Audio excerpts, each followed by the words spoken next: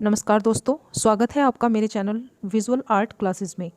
दोस्तों, इस चैनल के माध्यम से हम टीजीटी, पीजीटी, केवीएस, नेट आदि आर्ट सब्जेक्ट की स्टडी करते हैं। दोस्तों, अगर आपने चैनल को सब्सक्राइब नहीं किया है तो चैनल को सब्सक्राइब जरूर कर लें और बेल आइकन पर नोटिफिकेशन को भी ऑन कर लें, जिससे आपको मेरे सभी वीडियोज़ के नोटिफिकेशन मिलते रहें। दोस्तों, आज हम कुछ मिक्स आर्ट से रिलेटेड क्वेश्चन, जिसमें प्रागैतिहासिक काल भी है, जिसमें पहाड़ी शैली और यूरोपियन आर्ट आदि प्रश्नों को स्टडी करेंगे। फ्रेंड्स, आप साथ के साथ इन प्रश्नों के नोट्स भी तैयार कर सकते हैं, जो आने वाले टाइम में आपके लिए बहुत ही सहायक होंगे। तो चलिए स्टार्ट करते हैं पहले क्वेश्चन से। पहला क्वेश्चन है हमारा, पूर्व का राफेल के नाम से किस चित्रकार को जाना जाता है? तो पूर्व का राफेल जो संबोधित किया है वो बेहज़ाद को इस नाम से संबोधित किया गया है। अगला प्रश्न है हमारा, लामा तारानाथ के अनुसार बौद्ध धर्म की यक्ष शैली के संस्थापक कौन थे? तो यक्ष शैली के संस्थापक थे अशोक। अगला प्रश्न है, केरल में स्थित प्रसिद्ध प्रागैतिहासिक स्थल वायनाड के एडकल के खोजकर्ता कौन थे? तो यह थे एफ फासेट। एफ फासेट ने केरल में स्थित इस प्रागैतिहासिक स्थल, जिसका नाम है वायनाड के एडकल, की खोज की थी। अगला प्रश्न है, भारतीय प्रागैतिहासिक पृष्ठभूमि पुस्तक की रचना किस प्रसिद्ध विद्वान द्वारा की गई? तो भारतीय प्रागैतिहासिक पृष्ठभूमि जो पुस्तक थी, उसके जो रचनाकार हैं, लेखक हैं, वो हैं D.H. गार्डन। D.H. गार्डन। अगला प्रश्न देखिए, आखेटकों की प्रहार करती मुद्राएं किस प्रागैतिहासिक स्थल से प्राप्त होती हैं? तो यह हरणी-हरण, जो उत्तर प्रदेश का स्थल है, से प्राप्त होती है। अगला प्रश्न है हमारा, निम्न में से किस प्रागैतिहासिक केंद्र को रंगे राघव ने नवपाषाण काल माना है? तो यह है बिल्लासारंगम को। नेक्स्ट क्वेश्चन है, सन 1973 ईस्वी में नर्मदा नदी के किनारे मुत्रा नामक स्थान से एक हस्त कुठार, जो हथौड़ी होती है, की प्राप्ति किसने की? तो यह हैकेट महोदय ने की थी। अगला प्रश्न है, प्रागैतिहासिक कालीन चित्रों में सर्वाधिक किस रंग का प्रयोग हुआ है? तो यह हुआ है गेरू रंग। अगला प्रश्न देखिए, सिंधु क्षेत्र बनमाली का उत्खनन कार्य किसने पूरा किया? तो यह R.S. बिष्ट ने कंप्लीट किया था। नेक्स्ट क्वेश्चन है, सिंधु सभ्यता के उत्खनन से प्राप्त विभिन्न इमारतों में सर्वश्रेष्ठ इमारत किसे माना जाता है? तो यह मोहनजोदड़ो का स्नानागार। नेक्स्ट क्वेश्चन है, टिकरे पर नाव का रेखाचित्र सिंधु सभ्यता के किस स्थल से प्राप्त हुआ है? तो यह हुआ है मोहनजोदड़ो से। टिकरे पर नाव का रेखाचित्र मोहनजोदड़ो से प्राप्त हुआ है। अगला प्रश्न है, सिंधु सभ्यता के सर्वाधिक किस आकार की मोहरें प्राप्त होती हैं? तो यह वर्गाकार। अगला प्रश्न है, रसिक प्रिया की सबसे प्राचीनतम चित्रावली किस स्थल से प्राप्त होती है? तो यह बुंदेलखंड से प्राप्त हुई है। अगला प्रश्न है, मध्यकाल में चित्रकला का सबसे महत्वपूर्ण केंद्र कौन सा रहा? तो यह मांडू। नेक्स्ट क्वेश्चन देखिए, चित्रों पर नाम लिखने की परंपरा की शुरुआत किस चित्र शैली से मानी जाती है? चित्र बनाकर उस पर नाम लिखने की जो परंपरा स्टार्ट हुई थी, वह ईरानी शैली से स्टार्ट हुई थी।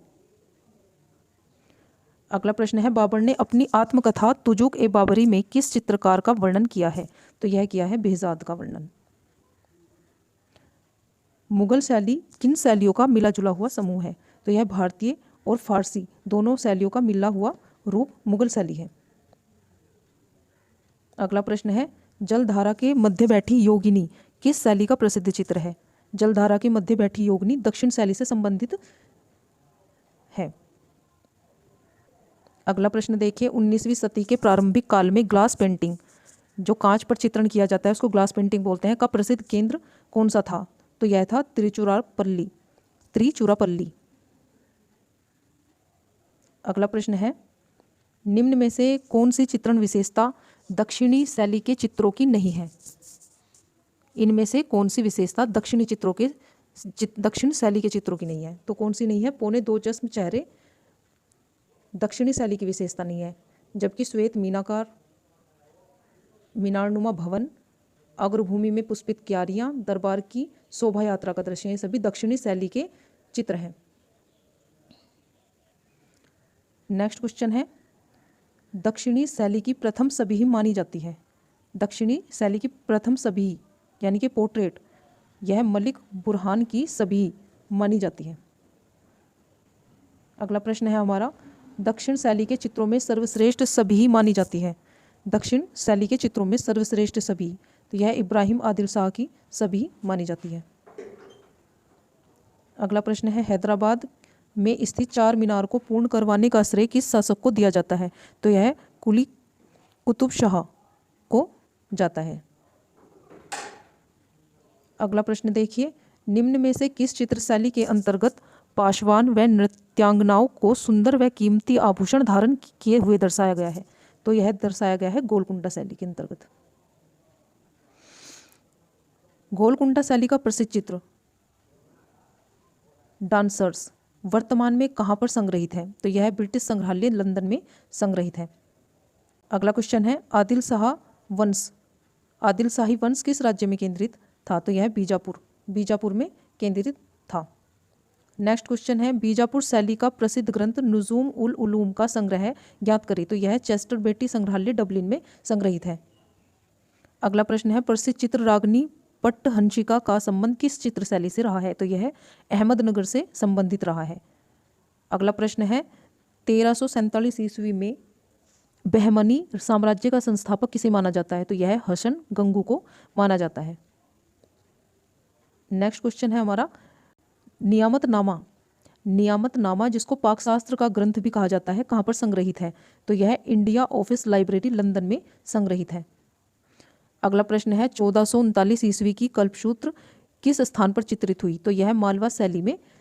अगला प्रश्न है, अपभ्रंश शैली का प्रसिद्ध ग्रंथ बाल गोपाल स्तुति का संग्रह है। तो यह बोस्टन संग्रहालय अमेरिका में संग्रहित है। अगला प्रश्न है, कलानिधि पुस्तक के रचनाकार कौन है? कलानिधि पुस्तक के जो लेखक हैं वह है मोती चंद्र खजांची। नेक्स्ट क्वेश्चन है, कागज पर चित्रित भारत का प्रथम ग्रंथ माना जाता है कल्पसूत्र को। कागज पर चित्रित भारत का प्रथम ग्रंथ कल्पसूत्र को माना जाता है। अगला प्रश्न है, अपभ्रंश शैली को पश्चिम भारतीय शैली नाम देने का श्रेय। अपभ्रंश शैली को पश्चिम भारतीय शैली नाम देने का श्रेय किसे है? तो यह है आनंद कुमार स्वामी को। अगला प्रश्न है, उपासनाचार्यम ग्रंथ के रचनाकार। तो यह है लक्ष्मण मणि। अगला प्रश्न है, खंबात संग्रहालय कहाँ पर स्थित है? तो यह गुजरात में स्थित है, खंबात संग्रहालय। अगला प्रश्न है, जयदेव ने गीत गोविंद की रचना किस समय काल के अंतर्गत की थी? तो यह 12वीं सदी के अंतर्गत रचना की गई थी। अगला प्रश्न है, भारत कला भवन वाराणसी में संग्रहित महामयूरी ग्रंथ का संबंध किस धर्म से है? तो यह बौद्ध धर्म से संबंधित है। अगला प्रश्न देखिए, मालवा शैली में चित्रित कवि सादी की गुस्तान का वर्तमान संग्रह कहाँ पर है? तो यह राष्ट्रीय संग्रहालय नई दिल्ली में संग्रहित है। नेक्स्ट क्वेश्चन है, 1610 से 1620 ईस्वी में चित्रित पांडुलिपि दीवान ए हाफिज का संबंध किस चित्र शैली से माना जाता है? तो यह माना जाता है गोलकुंडा शैली से। अगला प्रश्न है हमारा, दरबारी कला के नाम से किस चित्र शैली को संबोधित किया जाता है? दरबारी कला मुगल शैली को दरबारी कला के नाम से संबोधित किया जाता है। अगला प्रश्न देखिए, चौगान प्लेयर चित्र किस शैली में चित्रित हुआ? तो यह जोधपुर शैली में चित्रित किया गया था। अगला प्रश्न है, बहमनी साम्राज्य की प्रारंभिक राजधानी ज्ञात करें। बहमनी साम्राज्य की जो शुरुआती राजधानी थी वह गुलबर्गा रही। अगला प्रश्न है, सन 1601 ईस्वी में अहमदनगर पर घेरा किस मुगल शासक ने डाला था? तो यह अकबर के द्वारा डाला गया था। नेक्स्ट क्वेश्चन है, विलियम मैथवोल्ड को किस नगर की कार्यशाला का अध्यक्ष नियुक्त किया गया था? विलियम मैथवोल्ड को किस नगर की कार्यशाला का अध्यक्ष नियुक्त किया गया? तो यह मूसलीपट्टम। अगला प्रश्न है, पल्ली आंख किस चित्र शैली की प्रमुख विशेषता है? तो यह अपभ्रंश शैली। अपभ्रंश शैली में जो साइड वाली आंख होती है तो वह बाहर की तरफ को निकली हुई दिखाई जाती है, तो इसको बोलते हैं पल्ली आंख। पल्ली आंख का दिखना अपभ्रंश शैली की प्रमुख विशेषता रही है। नेक्स्ट क्वेश्चन है, सर्वाधिक पाल पोथियाँ किस पाल शासक के काल में चित्रित हुई थी? तो यह महिपाल शासक के काल में सर्वाधिक चित्रित की गई। नेक्स्ट क्वेश्चन है, पंचशील सिद्धांत का संबंध निम्न में से किस धर्म से माना जाता है?